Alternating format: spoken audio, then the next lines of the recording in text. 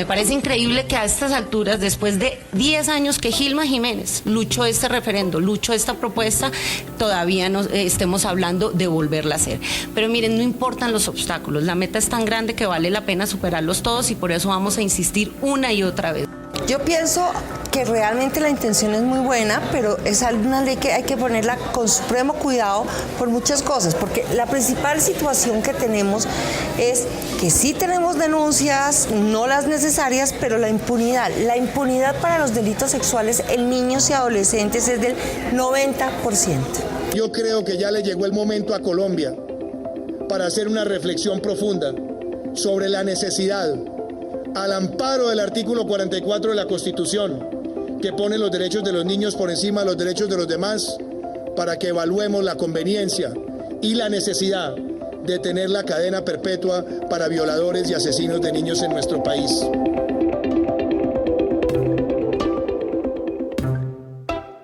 Bienvenidos al podcast de la revista El Balcón, un espacio para conversar y opinar sobre temas de actualidad.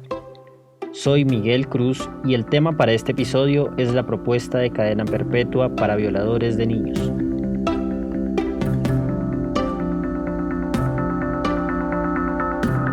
Para nuestra conversación tenemos dos invitados.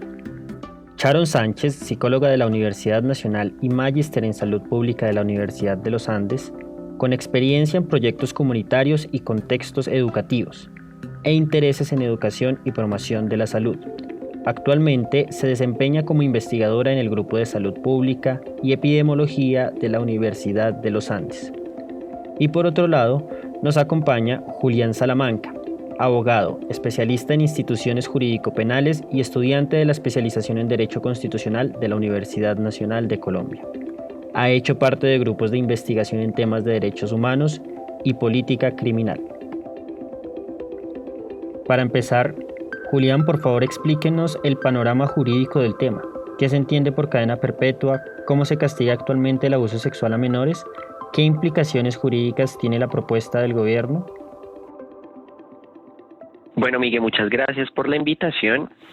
Lo primero a lo que quisiera hacer referencia es qué es la cadena perpetua o la prisión perpetua y cómo debemos entenderla. Y esto es una pena que nace principalmente en los sistemas anglosajones, se usa sobre todo en los Estados Unidos, y que lo que busca es formular un reproche a las conductas que se consideran más gravosas para una sociedad. Entonces, cuando el legislador, cuando los congresos consideran que un delito genera graves afectaciones a la sociedad democrática, establece esta cadena perpetua como una forma de separar por completo al perpetrador de la sociedad. Nuestro sistema legal no contempla en estos momentos la cadena perpetua para ningún delito. De hecho, la máxima pena que puede imponerse actualmente es de 60 años. Y no lo hace porque el constituyente consideró que este tipo de sanciones va en contravía, primero, de la dignidad humana, porque es anular por completo la personalidad del delincuente, y segundo, porque lo considera contrario a lo que se consideran los fines de la pena, que es algo a lo que me quiero referir más adelante. El tema del abuso sexual en Colombia está previsto en el Código Penal en los artículos 205 y siguientes, y para el caso de menores de 14 años, la pena de prisión está contemplada entre 12 y 20 años, con posibilidades de aumentarlas de acuerdo a las circunstancias que logren probarse en el juicio, de manera tal que puede llegar a imponerse una pena por únicamente el abuso sexual, el acceso carnal violento, de hasta 30 años de prisión. El Código Nacional de Infancia y Adolescencia prohíbe aplicar rebajas de penas por confesión, realizar algún tipo de acuerdos entre la Fiscalía y la Defensa para cambiar el delito por el que se está acusando o para obtener algún tipo de beneficio penal, o conceder lo que llamamos los subrogados penales, que es, por ejemplo, sustituir la pena privativa de la libertad en establecimiento carcelario por una pena privativa de la libertad en el domicilio de la persona, lo que usual o mediáticamente se conoce como casa por cárcel. Cualquier tipo de beneficio está prohibido cuando se condena a la persona por cualquier delito que atente contra la integridad física y las libertades sexuales de menores de edad. Entonces, usualmente o la práctica recurrente en la fiscalía es acusar a las personas por acceso carnal violento y solicitarle al juez un agravante, es decir, que aumente la pena por la minoría de edad de la víctima.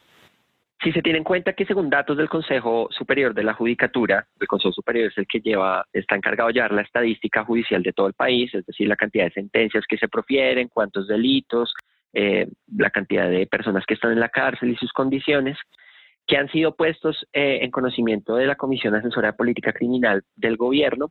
La edad promedio de una persona que es condenada por abuso sexual es de 39 años de edad. Si se tiene en cuenta que puede llegar a establecerse una pena de hasta 30 años de edad, esto implica que la persona estaría saliendo de la prisión a los 69 años, lo que para efectos prácticos es casi una condena de por vida. Lo que sí es cierto en estos casos, y hay que reconocerlo, es que la Corte Constitucional ha dicho que sí puede operar un tipo de descuento en la pena cuando las personas realizan trabajo o estudian en la cárcel, y es por cada 2 días de estudio de trabajo se rebaja 1 día la condena, porque la Corte considera que esto no es un beneficio que se otorga dentro de un proceso penal, sino que es un derecho de todas las personas condenadas, por lo que ha aceptado pues este tipo de redención para los condenados por delitos sexuales. Ahora bien, yo sé que muchos podrán pensar como 30 años suena bajito, he escuchado de penas más altas y seguramente estarán pensando en el caso de Rafael Uribe Noguera, que fue condenado a 51.8 años de cárcel en la primera instancia. Y es que esto nos lleva a pensar algo más allá de la imposición de la pena por el acceso carnal violento, y es que usualmente se condena también en concurso con otros delitos. Con concurso me refiero a que en una misma serie de hechos la persona comete varios delitos. Y en el caso de Rafael Uribe Noguera, él es condenado por acceso carnal violento, secuestro agravado y feminicidio agravado. Pena que además es aumentada en la segunda instancia con sentencia del Tribunal Superior de Bogotá. Si tenemos en cuenta que Rafael Uribe Noguera rodea los 40 años, pues tenemos que ya está condenado a efectos prácticos a una cadena perpetua. La pregunta entonces aquí se vuelca por la necesidad real de establecer este tipo de sanciones en el ordenamiento penal colombiano y los objetivos que persigue este discurso. Y es que no es raro que se presente nuevamente este movimiento, estas propuestas del gobierno en un escenario preelectoral. Este tipo de discursos que llamamos populismo punitivo, lo que buscan es generar en las personas la sensación de seguridad o confianza en los gobiernos, simplemente porque las penas se ven aumentadas. De acuerdo con cifras del Instituto de Medicina Legal y Ciencias Forenses, tenemos que hay un subregistro enorme de casos de violencia contra los menores de edad y que menos del 10% de los casos que son efectivamente denunciados llegan a una condena contra el agresor. Una cadena perpetua o una pena de prisión perpetua no persigue ningún fin más allá de elevar a condición normativa la venganza, el deseo o el clamor de la sociedad, en este caso de la sociedad colombiana, por vengarse de alguien por una conducta que se considera sumamente reprochable. Si bien no estoy queriendo decir que este tipo de delitos no merezcan un reproche penal y social muy elevado, sí considero que la respuesta no está por este lado. La respuesta está en la política pública, está en pensarnos por qué, según medicina legal, la mayoría de responsables de este tipo de delitos son las personas cercanas o del círculo familiar de la víctima, porque ocurren sobre todo en jóvenes de estratos socioeconómicos bajos, porque en el caso de Juliana Zamboní, toda la atención se centró en la cantidad de años que iba a estar preso Rafael Uribe Noguera y no en los efectos que la comisión de este delito tan espantoso tuvo en su familia y en su círculo social. Entonces, esas serían mis primeras apreciaciones al respecto. Perfecto, Julián, muchas gracias. Sharon, ¿quisieras añadir o preguntar algo sobre lo que mencionó Julián? Simplemente quisiera agregar, y Julián me corrige, tanto la Constitución como la Ley de Infancia reconoce que estos derechos de los niños están por encima de los derechos de los adultos. Y dice que no solo el Estado es garante de los derechos de los niños, sino que hay una corresponsabilidad con la familia y la sociedad. Entonces eso nos hace a todos los habitantes responsables por lo que pase con los niños y las niñas en este país. Eso por ahora, poder agregar eso al análisis legal del asunto. Bajo esa línea argumentativa que estamos manejando, es interesante entonces saber algunas cifras y cuál es la perspectiva psicosocial del tema. Para ello, te doy la palabra de nuevo, Sharon, para que por favor nos expliques el asunto. Muchas gracias por la invitación. Yo tengo que confesar que tengo una formación como psicóloga y soy más especialista en temas de salubridad. Entonces, como se van a dar cuenta, mi análisis tiene que ver más con el tema de la salud pública, más que con los perfiles clínicos. Julián mencionaba los registros administrativos de medicina legal, que son datos que tienen un alto subregistro porque la mayoría no denuncian. Esto pasa en toda la población y pues es aún peor en niños porque tienen relación con las instituciones del Estado a través de los adultos. Muy pocas veces tienen una relación o pueden acceder a una denuncia directamente a una institución del Estado. Tendríamos que trabajar en eso porque en teoría podrían hacerlo desde su derecho a la participación. Tendríamos que abrir escenarios para que los niños directamente puedan ser garantes de sus propios derechos. Entonces, bueno, en esos registros administrativos, que es el informe de Forensis 2018, es el último que salió de medicina legal, eso salió en junio, hace un mes, y reveló que de cada 100.000 habitantes en el país, 52 tuvo un examen médico por un presunto abuso sexual. Eso quiere decir que en comparación al 2017, la tasa de exámenes médicos por presunto abuso sexual subió en un 2.2%. Y lo que es más inquietante es que la edad media de las víctimas era de 12,3 años. Esto quiere decir que los delitos sexuales están más concentrados en los niños que en los adultos, o bueno, al menos los delitos sexuales que se denuncian. El 87% de todo el total de los abusos sexuales que se evaluaron fueron en contra de menores de 18 años. Lo que es interesante es que el informe textualmente dijo que es alarmante la situación de riesgo de ser víctima de delito sexual, particularmente para las niñas, es decir, las mujeres entre 10 y 13 años. Entonces, estos casos que hemos visto en los últimos años, que son los que ponen el tema en la agenda mediática y en la agenda política, si bien son casos particulares, es una muestra de lo que sucede a nivel estadístico y a nivel poblacional en el país. Entonces, fíjense, por ejemplo, que este grupo de niñas, mujeres entre 10 y 13 años representa el 42% del total de las valoraciones para las mujeres. Y lo que es aún más grave es que de todas estas valoraciones para este grupo de edad, 6.000 de ellas resultaron en embarazos. Lo que nos muestra es que la fecundidad de niñas entre 10 y 14 años viene aumentando. Si bien el embarazo adolescente en general ha bajado, particularmente para las niñas más pequeñas aumenta. ¿Dónde estaban las instituciones del Estado entre el hecho de abuso sexual y el nacimiento de un niño a causa de una violación? Todas esas acciones que el Estado tuvo que hacer y la sociedad al ser garante y la familia ser garante de derechos estuvieron perdidos.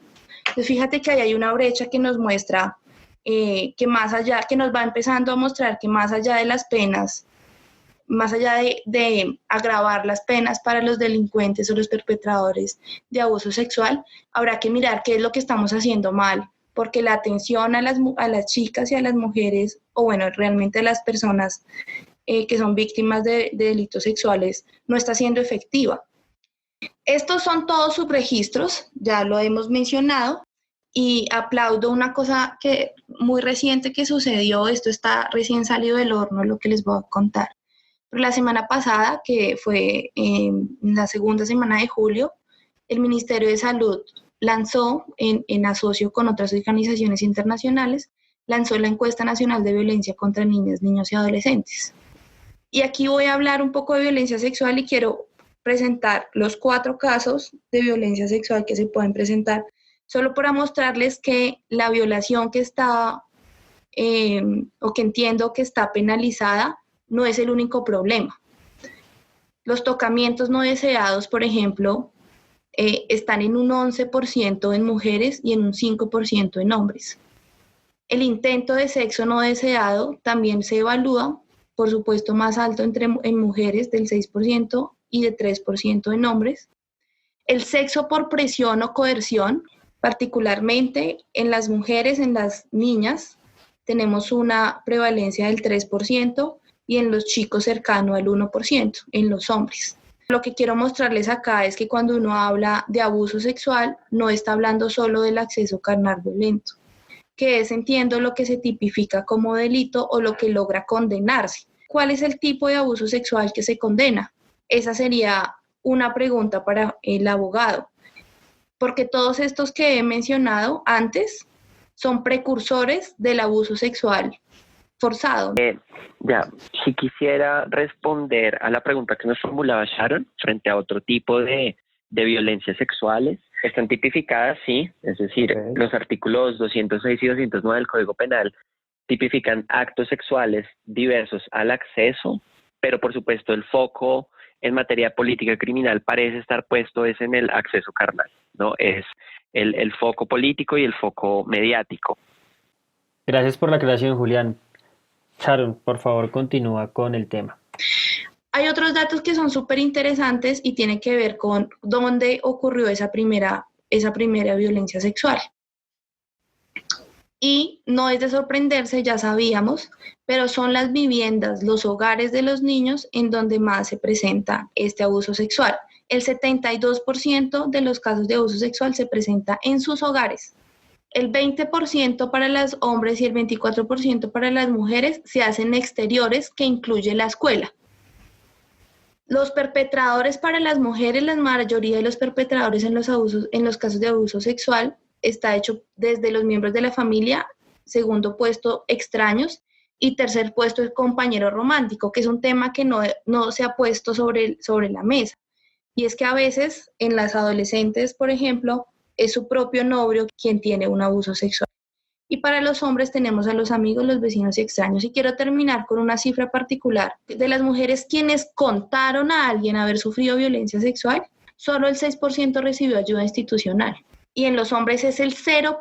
Entonces creo que volvemos un poco al tema. Realmente con la pena de cadena perpetua, yo no entiendo cuál es el derecho que estamos protegiendo de los niños, si no estamos haciendo el resto de acciones de atención integral. Ese sería como el panorama psicosocial en que se presenta sobre violencia.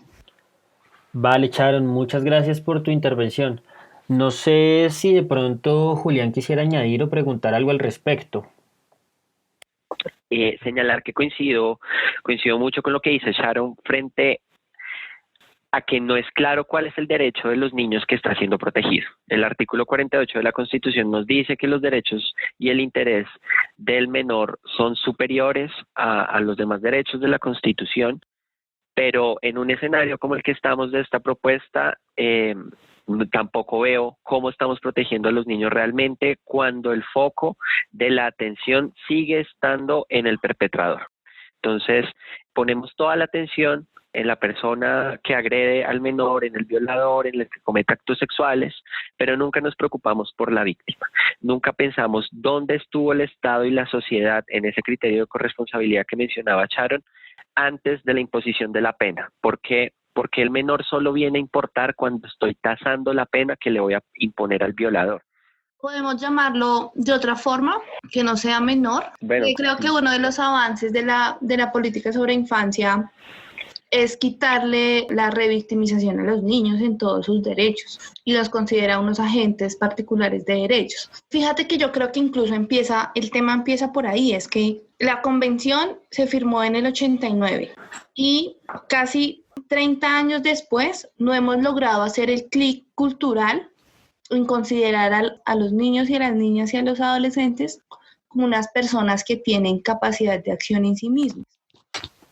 Y ese es uno de los problemas en temas de abuso sexual, es que al ser el adulto poco consciente de que el niño tiene una agencia y una autonomía propia, entonces puede ejercer su poder desmedidamente sobre él.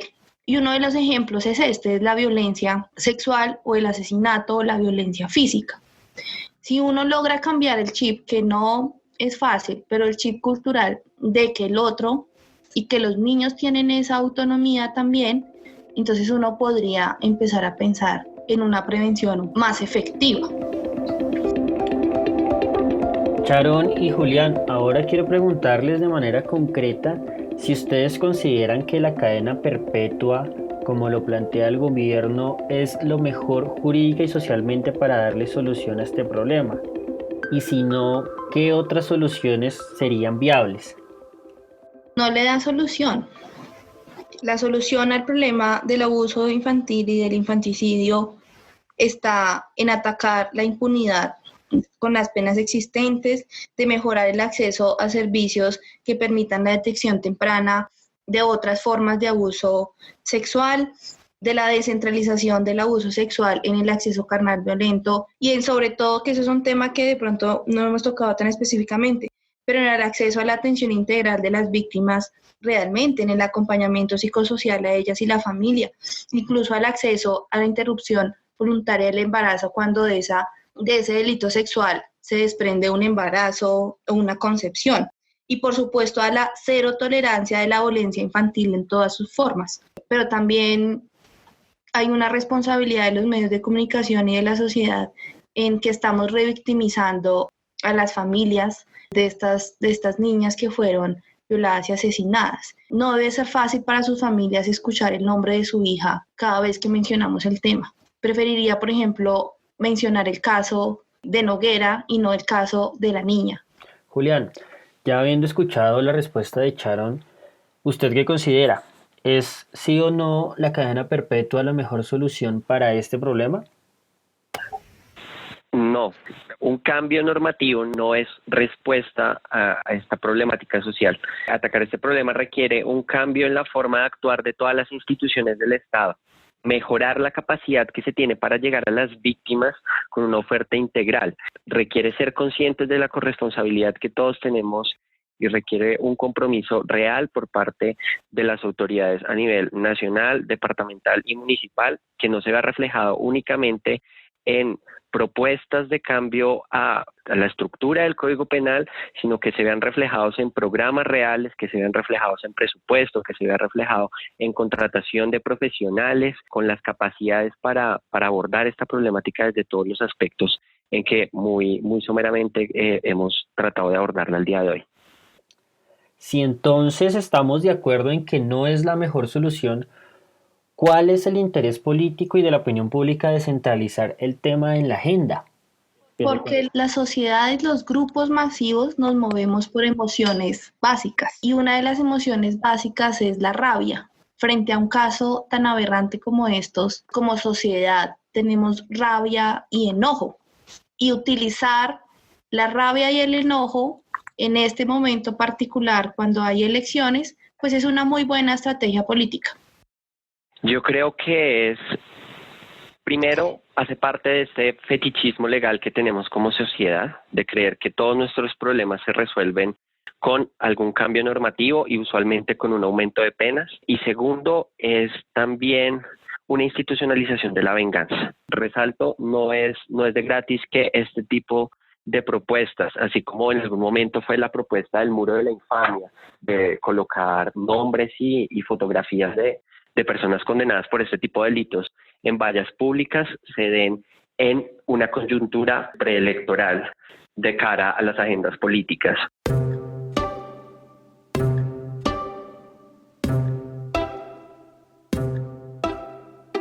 Perfecto. Por último, para los dos, ¿qué mensaje final quisieran dar sobre el tema? Recordar la corresponsabilidad en la protección de la infancia, del Estado, la familia y la sociedad. Y entonces, en ese sentido, si yo veo, aunque no sea mi hijo, aunque no sea mi sobrino, una acción que afecte la integridad del niño en la calle, en el bus, en la escuela, en cualquier lado, soy responsable de denunciarlo. Pero también recordarle a los tomadores de decisión que son las barreras de acceso a los sistemas que tenemos hoy las que principalmente tenemos que atacar. Julián, ¿algún mensaje final? Sí, yo creo que es importante como sociedad ser conscientes y estar en constante estado de pregunta respecto a qué nos mueve y qué nos está haciendo mover. ¿Qué tipos de sentimientos está haciendo que como sociedad impulsemos ciertas causas, impulsemos ciertas ideas? ¿Quién está enunciando las ideas y desde qué sectores provienen?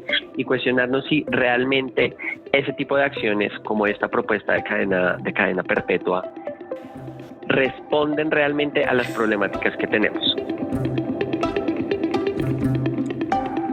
Con esto damos por finalizado este episodio.